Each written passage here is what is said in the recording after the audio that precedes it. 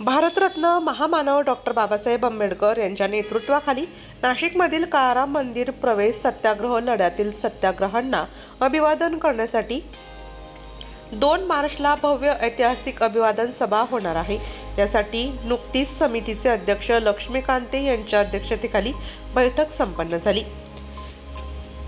या प्रसंगी सर्व बक्षीस आंबेडकरी चळवळीतील नेते समस्त भीमसैनिक यांच्या सर्वानुमते काळाराम मंदिर प्रवेश सत्याग्रह समितीच्या अध्यक्षपदी समाजभूषण बाळासाहेब शिंदे तर स्वागत अध्यक्षपदी दामोदर पगारे यांची निवड करण्यात आली।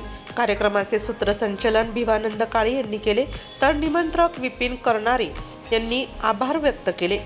या अभिवादन सभेचे मुख्य निमंत्रक म्हणून आदेश पगारे, कैलास तेलोरे, सनी रोकडे, लक्ष्मीताई टाटे, कविता तेजाळे उपस्थित होते। बैठकीला आंबेडकरी चळवळीतील नेते अण्णासाहेब कटारे, अशोक दिवे, दीपक नन्नावरे, प्रकाश पगारे, संजय साबळे, दीपचंद दोंदे, अनिल आठवले, विजय वाहुले, आकाश भालेराव हे देखील उपस्थित होते।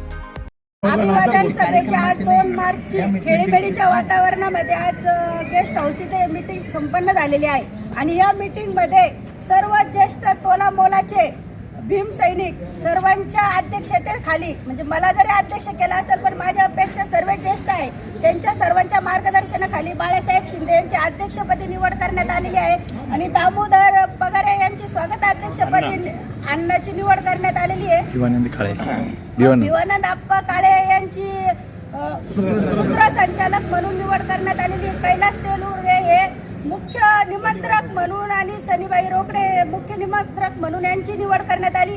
या सर्वांच्या निवड झाल्याबद्दल आमच्या सर्वांच्या वतीने त्यांचं अभिनंदन। वृत्तसंकलन विभाग, नाशिक लोकशाही न्यूज, नाशिक।